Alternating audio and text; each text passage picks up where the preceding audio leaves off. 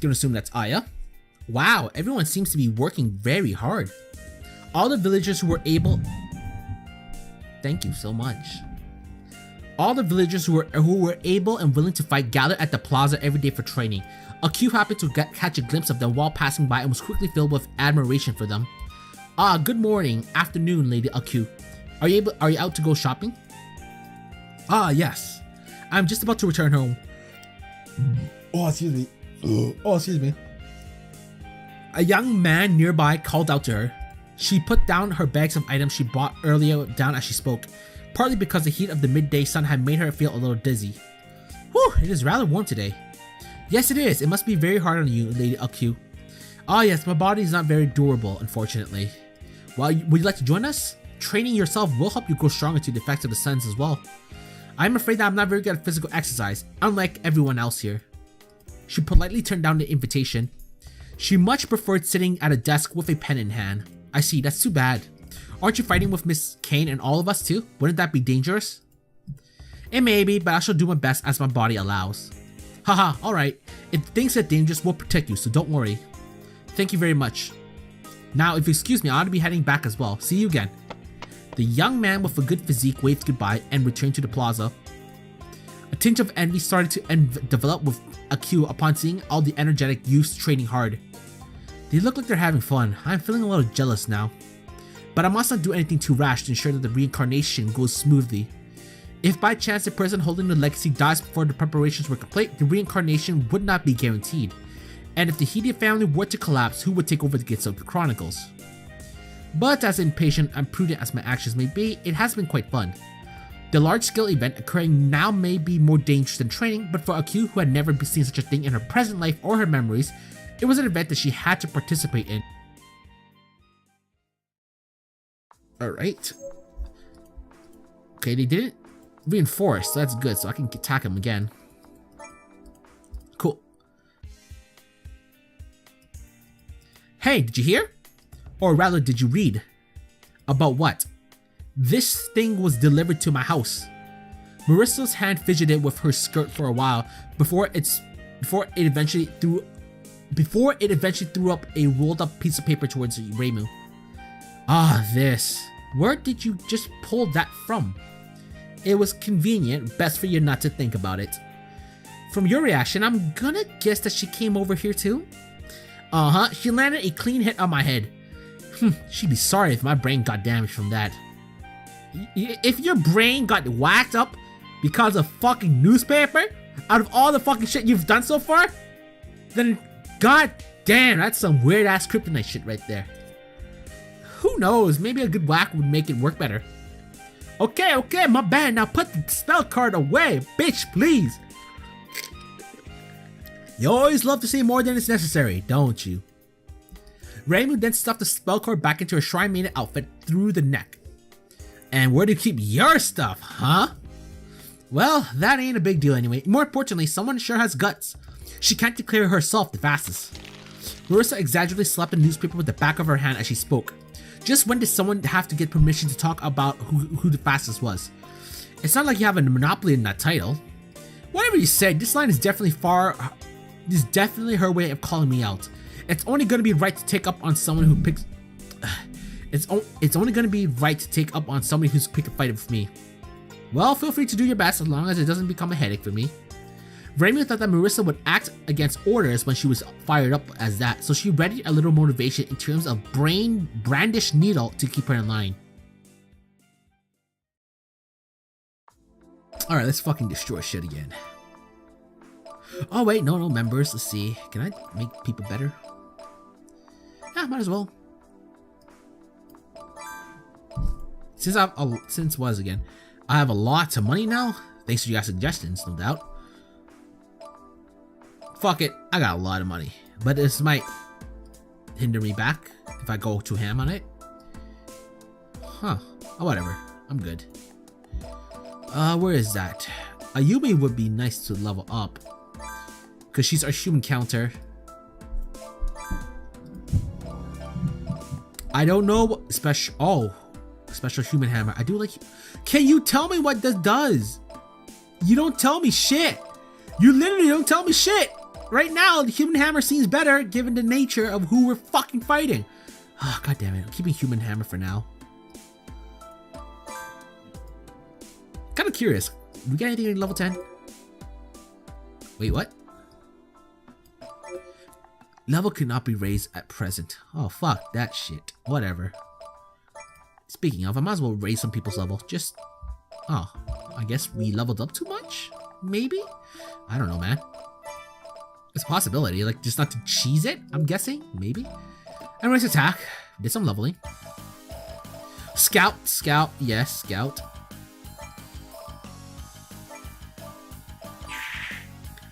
Okay, it's the same comp, but less people. That's good on my end. So, Reimu, Marissa. The last person got fucked, so you know what? Let's just go. Let's stick tried and true with Ayumi. Close, far, medium, far, far. Yeah, that's correct. Let's do this shit.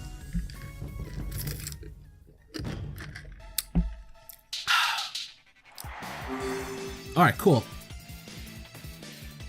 Yeah, there's not a lot of people, so I don't really want to go ham on that. I want to use it on 5 people. Could have been better.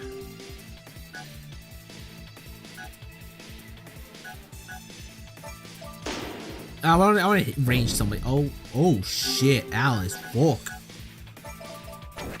All right, good damage.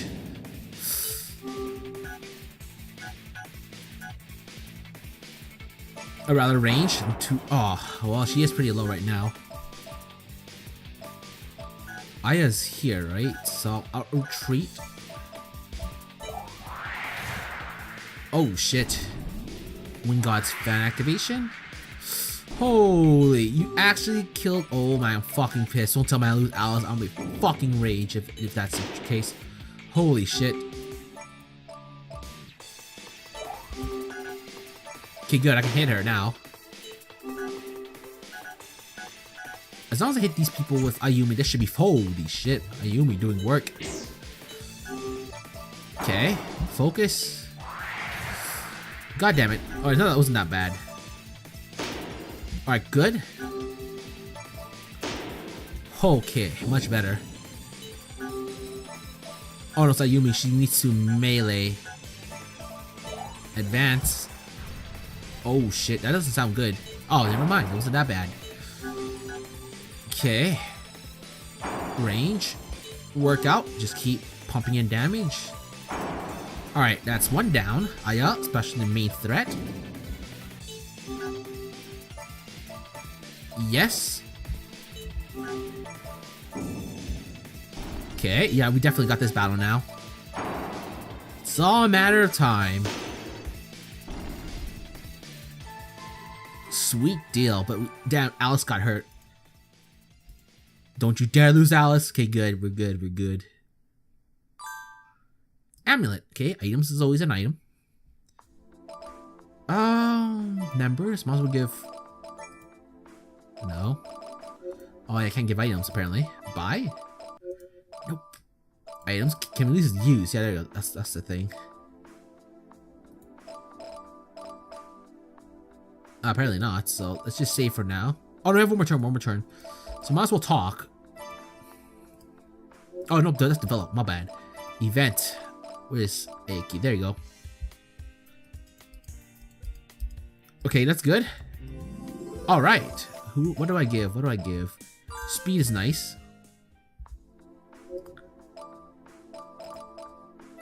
There you go.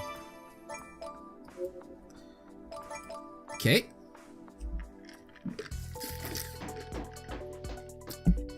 Miss Kane, we have an emergency. Kane was at the elementary school enjoying the peace and quiet of after hours, but the calmness was broken to pieces by the worried voice of Aku. It's rare to see you so distressed, Lady Aku. What's going on? Please come with me and see it for yourself. Hey, alright, no need to drag me. Aku stopped trying to drag Kane along and instead started to run. Kane followed behind her, trying not to lose track of her. They quickly reached a place with a large crowd of people. Over there! What's happening here? They pushed her through the people to the center. They could hear voices of anger mixed with a certain familiar voice. They eventually reached the center of it and found Aya and some villagers quarreling. Why, you care to repeat that? As many times as you like, you weak humans will only be burdened on a superior yokai like myself. I do not need assistance for any of you. How dare you insult us like that? I'm in this army as a result of fair trade that benefits both sides. I'm not obligated to care what humans think. And don't you think you all being angry at my opinion is meaningless without actions to back it up? Do any of you think you can match my speed? Ugh. I'm not hearing any responses. See? Just me alone is enough. That's how it's been. This has clearly gone far too much. Hearing a few lines of this argument was more than enough to figure out why Q was so worried. With a large sigh, Kane stepped up and stood firmly between the two parties. What do you think you're all doing? Kindly stop at once. Ah, Miss Kane, please listen. This yokai has been bad-mouthing us over and over. It is not bad-mouthing. I am simply stating the facts. Don't bother. I can already tell what's going on. Kane waved the villagers away, grimacing. Whether she thought the matter was annoying or not, she did her best not to outwardly display it. Let's start with you. Kane swiveled towards Aya. Aya looked as proud and haughty as ever, full of self-confidence and believed that all she said was true. Reasons and objectives aside, it'll be a huge problem if you cannot cooperate with everyone involved in this event. Weak humans will only be a burden to me. Let me fight alone and my effectiveness as well as our chance of winning will increase tremendously. That Birdo has been like that the whole time. The lady Kane, she just keeps going on and on as she likes and about how we're weak and useless. You do not address a lady so rudely, thank you very much. And then crows. A crow sat on Aya's shoulder, presumably being her familiar. It crowed at the villager as if jeering at him. Damn it, even a crow's making fun of us. I know already, so quit it. Kane quickly held the two villagers back, not wanting the fight to restart. But what could be done here? As she mulled over what to do, Aya made an interesting proposal. If you do not understand through words, then perhaps actions will work better. If the pen does not work, then let us move on to the sword. What do you mean? Let's play a game of tag. What? Aya's words caught Kane off guard and all she and the villagers could do was blurt out a surprised response. Aya ignored all of them and continued with her proposal. I take great pride in my speed. I am the fastest in Gensokyo after all. I will not accept the thought of any one of you laying a finger on me. If a miracle happens and I am caught, I will be quiet and do as I told. But otherwise, I will continue to do as I please. Of course you pick the game you have the biggest advantages in. That's natural in the world of battles. Of course I want to lose to humans in battle, but this will be more peaceful than the democracy fight or a fist fight. Well, that is reasonable, but you can refuse if you wish, of course, but I will treat it as a no contest victory on my end. Aya's constant provocation combined with most of the villagers being quite passionate led to the villagers wanting to accept the challenge. They will not take her words lying down. Let's do this, we'll show you. Yeah, as long as Miss Kane agrees to it.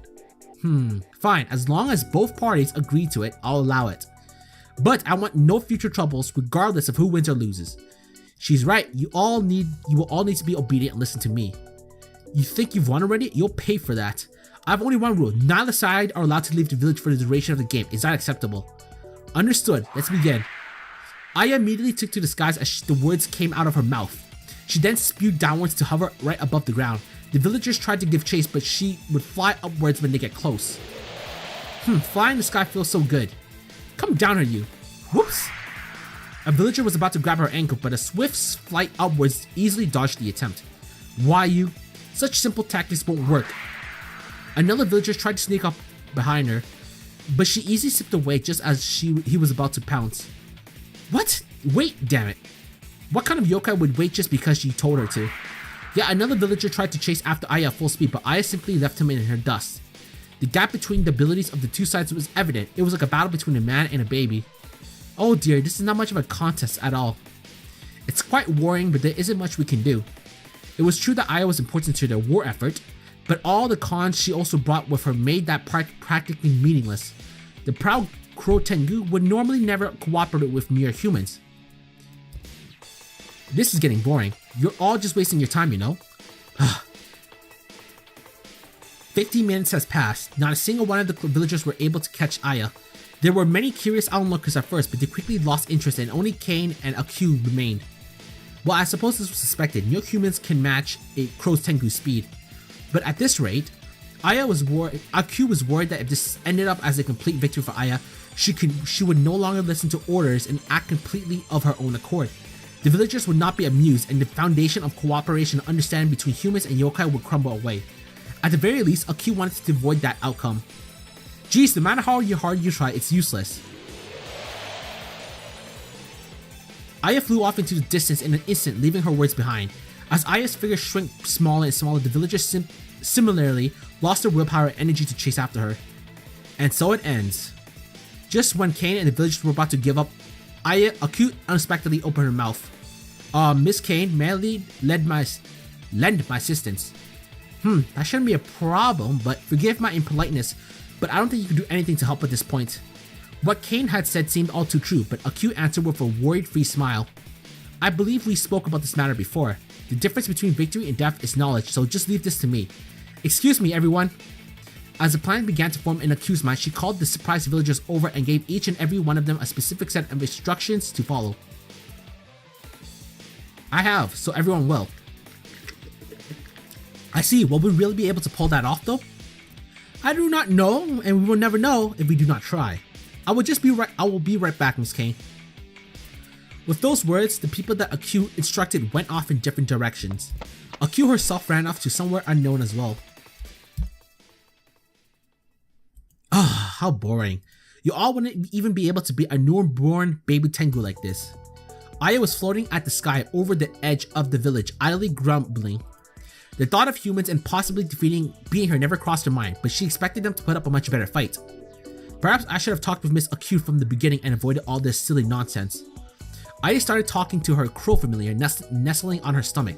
The crow replied with a cry, but it then settled flapping its wings furiously.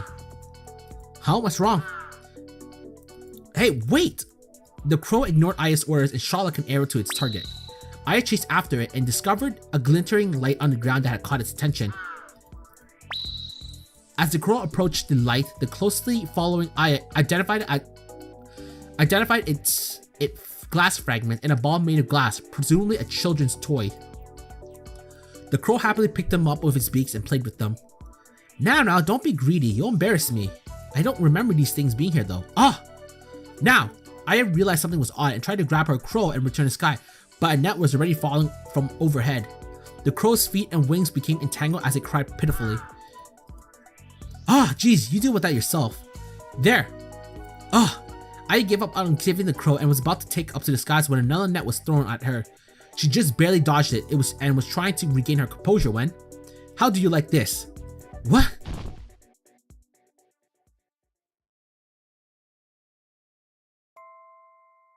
A third net was thrown right after. Aya could not escape it and her ankle became entwined around the net as they both fell to the ground. She hurriedly tried to free her ankle, but someone grabbed her from behind. There, you are caught. Victory is ours. That was quite a battle. The villagers surrounding Aya erupted in cheers and shouts of joy as Kane and Aku declared their victory. But Aya was still unable to accept her defeat and started to protest loudly. That kind of sneak attack is unfair. It's so sly. A loss is a loss. Take your defeat with grace. I did not lose. No one was able to catch up to me. Get over yourself. What? It may well be true that individually humans are no match for you, but that is only the case in a one-on-one matchup. But you see, no matter how strong you are, if the enemy has numbers and brains on their sides, you will be exposed like just now. Power alone means nothing. Okay. Fine, I lost. So now you shall fight alongside the villagers without any complaints, understood? Understood. The proud Crow Tengu never go back on a promise. Aya managed to force the words out. The surrounding villagers went wild at her admission of defeat. Aya could not go against them any longer, so she instead directed her anger at the crow still caught in the net. You stupid crow! How could you fall for such a simple trick? I'm going to sell you to a grilled chicken stand.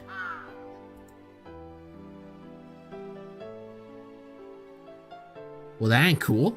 Dear me, I have to admit though, that was quite a plan, Lady Aku. Yes, I asked everyone to look for items that reflected light to act as a lure. It is the nature of a crow to be attracted to light after all. It would be nice if she learned from this experience.